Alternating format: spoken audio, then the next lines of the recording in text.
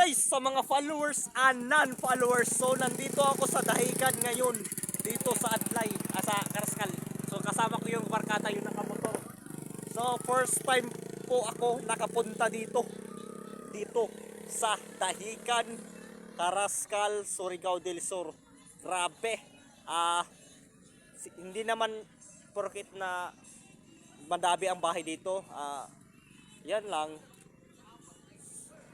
Normal lang ang balay dito. Bahay. Hindi pa marami bahay dito.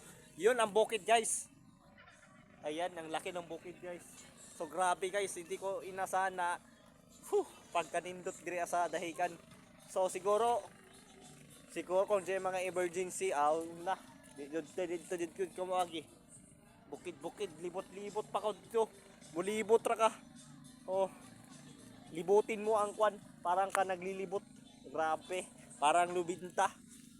So shout out ko sa mga followers na ko diya. Hindi ako naka-one update sa Facebook kasi nasuspended kasi. So sana bumalik yung account ko para patuloy pa rin natin ang ating pagko-content. So salamat sa inyong panonood guys. Salamat. I love you so much. Hindi kita iiwan. Mwah.